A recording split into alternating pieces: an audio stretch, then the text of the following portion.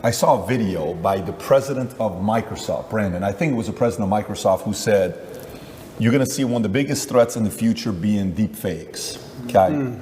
And then you saw a similar thing being said by Google, Sergey Brin. You're going to see what's going to happen with deep fakes. And then the example of deep fakes was given by the actress from Wonder Woman. What's her name? Gal Gadot. Gal Gadot, right? There was a deep fake porn made of her. Then there was a deep fake video made of Trump. Then there's deep fake of Joe Rogan. There's one of Morgan Freeman. Hi, I am not Morgan Freeman. Kind of goes like this. Wow. So the direction we're going with deep fake, right? When it comes down to AI, where do you see the threat? Is that something you think about? Is that something you see as an opportunity, as a threat? And if yes, which part of it? Yeah, that's a really interesting question. Deep fakes are certainly going to change the world, because what we're going to have is we're going to have a post-truth society, and then the only way they're going to be able to tell you what's true or not is some committee which decides what's true and what's a deep fake, and then they're going to be in charge of the world, and then they're going to lie to you, and then you're really in trouble. So that's going to be very interesting. Once you get to the point where, what did I say earlier about not being able to trust your own eyes? They're going to take that away from us soon. Then what? Then you're really in trouble. In regards to AI, I think it has to be adopted. Inside of my school, Hustlers University, we teach AI with absolutely everything. A lot of the images we generate, even on my Twitter account, is all AI. And what's actually scary about the modern world is, I don't consider myself old, I'm 36. But some of the children, I call them children, 17, 18-year-olds inside of my school, Hustlers University, they're AI wizards, and they can do magic with this stuff. Magic. Like, they can literally, genuinely, Andrew Tate on the moon, and the image is generated in seconds. Like, artists are going out of business. I thought AI would put truck drivers out of business. Artists are going out of business. Musicians are going out of business. It's kind of scary. I do like to think that with things like AI, there's always going to be some degree of natural separation between the men who are genuinely inventive and killers and the men who are more... Let me change the way I say that. I think if you're an exceptional person, a truly exceptional person, you don't have to be afraid of nearly anything. But you'll probably agree with this. In my experience, in nearly every business in the world, you have 10% killers, and then you have a bunch who want the paycheck. They do their job, but I wouldn't say they're killers. You understand? Mm-hmm. And we live in a society for a long time where I can even tell you now, sometimes when I hire, I'll say to my cousin or to my COO, I'll say, look, either get one killer or 3 normal people. Because that's the reality. That's the basic. You either need 3 people to half do the job, or you need 1 killer to do the job. And I think that those 3 people who half do their jobs, enough to not get fired, they turn up most of it on time, but they're not really that motivated. Those are the ones who have to fear AI. I think businesses in the medium term are going to become killers and AI. I tell them now, I have some guys who work for me on one particular company and their sales staff. I was reading through the sales scripts. The killers doing really well. But the average guys, I said, you're not doing much better than ChatGPT could do right now. I want to warn you that you're not doing much better than I could replace you with a machine today, let alone in 5 years from now, for free. You need to be careful. So I think it's just becoming more and more competitive. The idea that you can just be Joe Schmo, do your job, turn up, I don't try that hard, it's fine. I think that's all going to go out the window, because as the world becomes more competitive, as a company, you have to compete with your competitors. And the only way you're going to be able to do that is just, where do you cut the fat? Where do you cut the slack? When I see AI popping up and getting more and more intelligent in the way it's talking, that doesn't scare me. But I have a way with words. If I was Joe Schmo, I'd be afraid. This chat GPT can probably text your girl better than you can.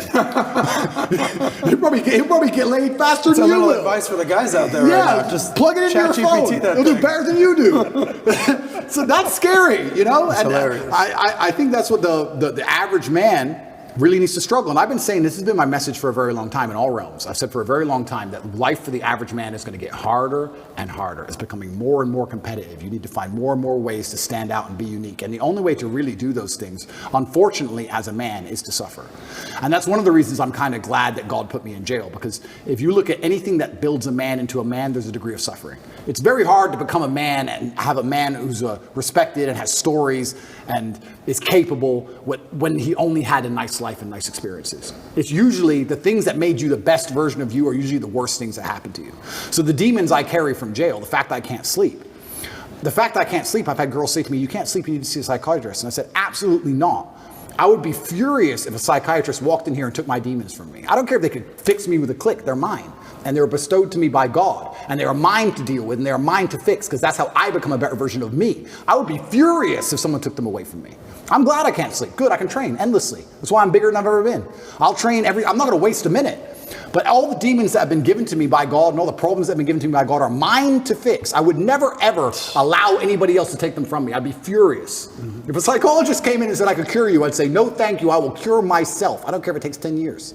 I'll cure myself. That's my job. And I know that when that's done, I will be more mentally resilient than I ever would have been without jail. That's the whole point of it, right? So many men say, I want to be the man, but they don't want to suffer. They don't want to fight. And I don't understand why, because even if you look at a superhero movie, they tell you, even in superhero movies, they make it very clear. Batman's parents died. That's why he's Batman. All the bad things have to happen. There's no way to get there without the bad things. I get so many emails from people complaining about their bad things, and I don't have time to reply to any of them, but if I could, I'd say, good. Good luck. Congratulations. Off you go. Of course she broke your heart. Of course you're sad. Of course you miss her. She's with me now. That's life. That's part of it. That's the only way you're going to get to that level of resilience. You can't become the man any other way. So yeah, I thank God for everything bad that's ever happened to me and all the demons. And I trust that he's not going to give me anything I cannot, in the end, decipher and deal with. In the end, I think it's a puzzle. And you decipher it and you work out the best way to deal with it and you internalize the good parts and you become a better and stronger and more resilient person for it. So I have to thank God for every single one of them. Well, I mean, you got to go through shit to be the shit. That's basically what it is. And by the way, what you're saying is not a hypothetical. You talk about being the average man. You see this play out on dating apps these days. Have you seen what's happened, especially on Instagram and on all the dating apps, Hinge, Bumble, and out there? The top guys out there are getting 90% of the women, whereas the bottom guys, I think the stats are a third of men under 30 have not been laid in a year. If being average is not acceptable anymore. At all. It's not acceptable anymore. And it's not acceptable in the sexual marketplace, but it's also just not acceptable, I don't think, even in life anymore. Period. You have to diversify now so much to even protect yourself. The idea that you can just be a law-abiding citizen in a country and just work your job and be okay is gone. It's gone. If COVID doesn't prove that, I don't know what will. Yeah. Look at my situation. You have to diversify. You have to be smart enough that you have assets and friends and capability and lawyers and whatever all over the world now. That's the only way to protect yourself. You can't just sit within one jurisdiction and go, oh, well, but I don't speed, so it's going to be okay. I don't think it is. I think it's coming to a point where it's not going to be okay. And AI is going to make it harder and harder, again, for those average men. It's going to be harder and harder. I don't think the exceptional men are ever going to suffer from AI. I think we're going to use AI. Do you think this whole Neuralink that Elon Musk just got the approval for the patent? So now the sale is going to be, look, no matter what you do, John, you will never be like Andrew Tate. Yeah. But if you take this Neuralink GT500/Tate, you're able to get upgraded to his levels and think like him and outthink and do this and do that for only $49,000. If you put this chip in your head, and we'll offer this to you. My mother always says to me, I'm glad I'm not young. And I'm starting to say that now. I'm glad I'm not young. Because I'm telling you, it's going to be scary, right? Because the world is hyper-competitive. Every single thing in the world is competition. I don't think people realize I'm a hyper-competitive person because I understand that every single thing I want, somebody else wants. The girl I want, other people want. The car I want, other people want. The house I want, other people want. The lifestyle, the jet, every single thing you want, somebody else wants. It's a massive competition. As a man, you have two choices. You either accept that as a massive competition and try and play the game, or you just try and pretend it's not a competition and live in perpetual failure. And it's going to become hyper-competitive. The world already is. You're not going to be able to compete with a person with a computer brain. So you're going to have it because you can't compete. Then once you have it, then who knows? Can they turn it off? I don't know. Can they turn you off? I don't know. Can they inject the slave mind programming directly through the chip? I don't know. That's scary. I would never want to do that, but it's going to get to a point where you're not even a person without it. You can't function without it. You're a second-class citizen without it. Competition then, though? What happens to competition then? Is it going to be whoever has access to the best technology, whoever has the most recent upgraded version of XYZ Neuralink chip? Absolutely. It's going to become scary. I'm glad I'm not young.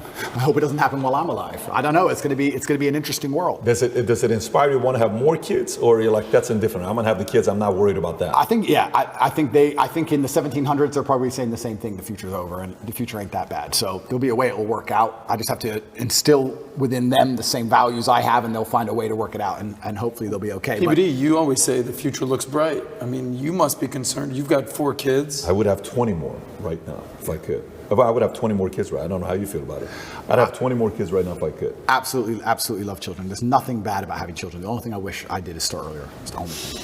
Only thing I wish I did was Yeah, well, listen, right now, I don't know if you know, if you need some inspiration, there's this guy named Al Pacino I saw that. who had a kid at 82 I and his saw girl was that. 29 years old, and De Niro had it at 79. Wow. Well, So it's never too late. You're Never too 36. If you got the testosterone level of 32, I'm sure you can have 20 more kids. I'll be okay.